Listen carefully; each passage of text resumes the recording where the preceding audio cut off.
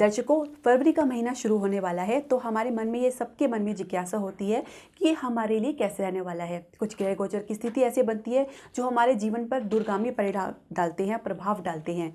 दर्शकों, हमने अब तक आपको मकर राशि तक के जातकों के बारे में बताया कि उनके लिए फरवरी का महीना कैसे रहने वाला है। अगर आपका कुछ मिस हो गया है तो आप हमारे प्लेलिस्ट में सर्च कर सकते हैं और अपने बारे में जान सकते हैं।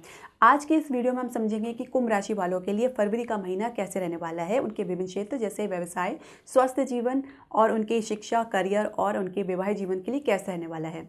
हरे कृष्णा दर्शकों, मैं आचार्य पूजा आपका वैदिक एस्ट्रो केंद्र में स्वागत करती हूँ। कुछ ग्रह गोचर की स्थिति आपकी लगन राशि के अनुसार ऐसे बन रही है जिसमें आपको ये देखने को मिलेगा कि आपके विभिन्न क्षेत्रों में इनका कैसे प्रभाव पड़ेगा। तो पहले हम ग्रह गोचर की स्थिति जान लेते हैं। शनि आपके लगन पे विराजमान है, कुंभ राशि में ही है, जहाँ पर सूर्य द्वादश भाव से गोचर करके 13 फरवरी को शनि के साथ युति बनाएंगे। द्वितीय भाव में बृहस्पति पहले से ही विराजमान है। यहाँ पे भी शुक्र 15 फरवरी को गोचर करके युति बनाएंगे और अपनी उच्च अवस्था को प्राप्त करेंगे। राहु की हम बात करें तो आपके तीसरे और नवम भाव में विराजमान रहेंगे। मंगल आपके चतुर्भाव में है ही हैं। साथ ही बुध आपके एकादश भाव से गोचर करके द्वादश भाव में जाएंगे 7 फरवरी को। ये थी कुछ ग्रह गोचर की स्थिति। अब इसी पर हम विश्लेषण करके, एनालाइज करके हम आपको बताएंगे कि फरवरी का महीना आपके लिए कैसे रहने वाला है। तो दर्शकों, हम सबसे पहले शुरुआत करेंगे आपके स्वास्थ्य से। तो स्वास्थ्य की दृष्टि से देखें तो फरवरी का महीना आपके लिए काफ़ी सकारात्मक रहने वाला है। कुछ समस्याएं आपको देखने को मिल सकती हैं, उसके लिए आपको विशेष ध्यान रखना होगा। इसके अलावा अपने खान पान के रवैया को भी आपको बरकरार अच्छा रखना होगा। आप ये देखेंगे कि बुध अभी एकादश भाव में जाकर आपके द्वादश भाव में आने वाले हैं 7 फरवरी के। तो इसके बाद थोड़ी समस्याएं आपको देखने को मिल सकती है। कुछ त्वचा से संबंधी है, कुछ एलर्जी की समस्या आपको हो सकती है। इसके अलावा बुध यहाँ पे जाके एक विपरीत राजयोग का निर्माण करेंगे। तो अब तक आपको जो समस्याएं यानी स्वास्थ्य संबंधी कुछ समस्या आप देख रहे हैं और आपको पता नहीं लग रहा कि वो क्या है, तो वो उसका भी आप देखेंगे कि वो समस्या अचानक आपके सामने आएंगी और आपको पता लगेगा कि इसका आधार क्या है, इसका जड़ क्या है, और जिसकी वजह से आपको उसका इलाज कराना संभव हो जाएगा। इसके अलावा मंगल का आपके चतुर्भाव में गोचर करना आपके चेस्ट से यानी आपके सीने से संबंधित या हार्ट से संबंधित, हृदय से संबंधित कुछ समस्याएं आपको उभर सकती है या कुछ परेशान कर सकती है। तो इसका भी आपको विशेष ध्यान रखना होगा। कुल मिला के देखें तो छोटी मोटी समस्याओं को छोड़कर स्वास्थ्य की दृष्टि से फरवरी का महीना आपके लिए सामान्य से थोड़ा कम रहने वाला है, लेकिन फिर भी आपका ये पिछले महीने से काफ़ी बेहतर रहेगा। इसके अलावा जैसे मैंने आपको बताया कि अपने खान पान का विशेष ध्यान रखें और योग और मेडिटेशन ध्यान को भी अपनाएं, तो आपको विशेष लाभ होगा। अब हम समझेंगे कि आपके शिक्षा क्षेत्र और करियर के लिए फरवरी का महीना कैसे रहने वाला है। तो शिक्षा क्षेत्र में देखें तो मध्य फरवरी के बाद आपके कॉन्फिडेंस में काफ़ी वृद्धि होगी। आप अपनी पढ़ाई और प्लानिंग के लिए काफ़ी पॉजिटिव यानी सकारात्मक नजर आएंगे। इसके अलावा आप देखेंगे कि आपने जो भी मेहनत करी है उसका भी आपको उचित परिणाम यानी आपको इच्छित फल भी मिल रहा है। तो आपकी कॉन्फिडेंस में ऑटोमेटिकली वृद्धि हो जाएगी, लेकिन आपको सकारात्मक रहने के लिए काफ़ी संघर्ष और मेहनत भी करना पड़ सकता है। इसके अलावा मंगल के आपके चतुर्भाव में होने से आपको कुछ ऐसे नए प्रोजेक्ट्स भी मिल सकते हैं जिसमें आपका इंटरेस्ट और भी बढ़ेगा। फ्रीलांसिंग का काम करें तो उसमें भी आपको नए प्रोजेक्ट्स मिलने की पूरी संभावना है। जैसा आप सोच रहे थे वैसे ही आपको मिलेगा। इसके अलावा कुछ नए कॉन्टैक्ट्स भी आपको मिलेंगे। करियर के क्षेत्र में आप ये भी देख सकते हैं कि आपका जो कैंपस प्लेसमेंट की आप जो प्लानिंग कर रहे हैं उसमें भी आपको सफलता मिलेगी, लेकिन उसमें थोड़ा भाग दौड़ या संघर्ष देखने को पा सकते हैं। और उसके अलावा जैसा आप इंक्रीमेंट जैसा आप एक्सपेक्ट कर रहे हैं अपनी सैलरी या आपका जो भी है उसमें आपको थोड़ा कॉम्प्रोमाइज़ करना पड़ सकता है, लेकिन कुल मिला के सफलता आपको ज़रूर मिलेगी। अब हम बात करेंगे आपके कार्यक्षेत्र और व्यवसाय की। तो कार्यक्षेत्र की बात करें तो आपके फेवर में रहने वाला है फरवरी का पूरा महीना, क्योंकि आप देखेंगे कि न सिर्फ आपके कार्यक्षेत्र के बल पर आपको प्रमोशन की अच्छी परिस्थिति बनेगी, बल्कि इंक्रीमेंट के भी काफ़ी अच्छे और ब्राइट चांसेस हैं।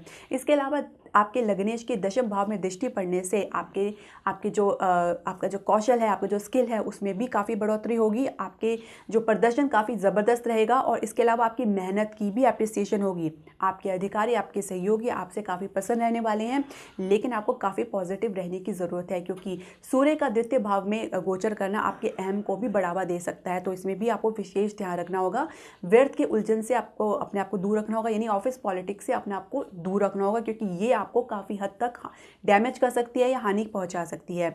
इसके अलावा मध्य फरवरी के बाद आपको अधिकारी से अच्छा खासा सपोर्ट देखने को मिलेगा। लेकिन आपको उनसे बहस या आपको व्यर्थ के वाद विवाद से बचना होगा, वरना ये आपके खिलाफ जा सकता है।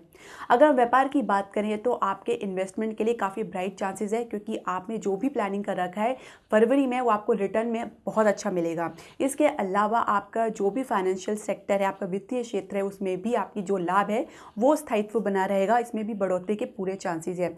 अगर आप मार्केटिंग से, आप इंडस्ट्री से हैं तो उसमें भी आपको कुछ अच्छे कॉन्टैक्ट्स मिलेंगे।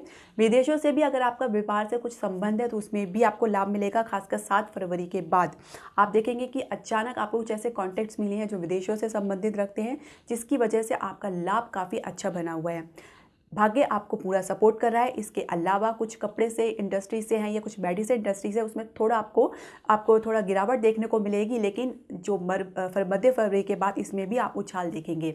तो कुल मिला के देखें तो व्यापार के लिए कुछ छोटी मोटी उतार चढ़ाव को छोड़े तो आपके लिए काफ़ी बेहतर रहने वाला है, क्योंकि अंत भला तो सब भला, यानी आपका लाभ ज्यों का त्यों बना हुआ है। तो काफ़ी बेहतर रहने वाला है आपके लिए फरवरी का महीना। तो अब दर्शकों हम समझेंगे कि आपके पर्सनल रिलेशनशिप या प्रेम संबंध के लिए या वैवाहिक जीवन के लिए फरवरी का महीना कैसे रहने वाला है। तो प्रेम संबंध की बात करें तो पंचमेश का 7 फरवरी को द्वादश भाव में जाना थोड़ा नुकसान आपको पहुंचा सकता है। कुछ संवाद या कम्युनिकेशन में कमी रह सकती है, जिसकी वजह से कुछ गलतफहमी या मिसअंडरस्टैंडिंग होने की पूरे चांसेस हैं। इसके अलावा आप अपने जो पार्टनर है उस पर अच्छा खासा खर्च भी कर सकते हैं, लेकिन आपकी शंका आपके रिलेशनशिप में बनी रहेगी, यानी आपका जो कॉन्फिडेंस है, विश्वास है, आपके रिलेशनशिप में नहीं नजर आएगा। कुछ केतु की दृष्टि की वजह से कुछ ऐसे हालात उत्पन्न होंगे जिसकी वजह से आपको शंका होगी या फिर आपको नीरसता नजर आएगी। कुछ रिश्ते आपको बोझिल की तरह लगेंगे। अगर आप विवाह के लिए प्रयासरत हैं तो थोड़ा इंतज़ार करना पड़ सकता है, और आपको इंतज़ार करना भी चाहिए, क्योंकि बिना सोचे समझे आप किसी रिश्ते को आगे लेके जाना आपके लिए नुकसानदायक हो सकता है कि इस रिश्ते में आप जो ढूंढ रहे हैं वो आप नहीं पाए, और हो सकता है ये भी कि जो रिश्ता आपको लग रहा है कि ईमानदार है या भरोसे के लायक वो ऐसा ना हो। तो बहुत सोच समझ के आपको इस रिश्ते में आगे बढ़ना है। इसके अलावा 7 फरवरी के बाद आप रिलेशनशिप में कुछ मेजर ट्रांसफॉर्मेशन देखेंगे, कुछ ऐसा बड़ा देखेंगे जिसकी वजह से हो सकता है कि आपकी दृष्टि खुल जाए। विवाहित दंपतियों की बात करें तो कुछ आप में गंभीरता, मैच्योरिटी देखने को मिलेगी, जिसकी वजह से आप अपने रिश्ते को समझेंगे। कुछ गलतफहमियां भी होंगी तो उसको भी आप समझने की कोशिश करेंगे, उसको नज़रअंदाज करेंगे। सहयोग, अपने जो पार्टनर है उनका सहयोग आपको देखने को मिलेगा। लेकिन 13 फरवरी के बाद जैसे ही सूर्य आपके जो लग्नेश के साथ युति बनाएंगे तो कुछ अहम की भावना या कुछ खिंचाव आपको देखने को मिल सकता है। कुछ आपकी गलतफहमियां या तनाव आपको देखने को मिल सकता है, जिसकी वजह से आर्ग्यूमेंट यानी तर्क वितर्क भी आपको देखने को मिल सकता है। तो हो सके तो आप इसको अवॉइड करें, नज़रअंदाज करें, आपके रिलेशनशिप के लिए बहुत अच्छा रहेगा। एक दूसरे को समझने की कोशिश करें। परिवार का सपोर्ट आपका बना हुआ है, लेकिन अगर आप संतान के लिए प्रयासरत हैं तो उसमें थोड़ा आपको इंतज़ार करना पड़ सकता है। संघर्ष थोड़ा लंबा है। दर्शकों, अब हम थोड़ा उपाय की बात कर लेते हैं, जिसको करके आपको शांति तो प्राप्त होती है, बल्कि आपके जो ग्रह कलेश है वो भी कटते हैं।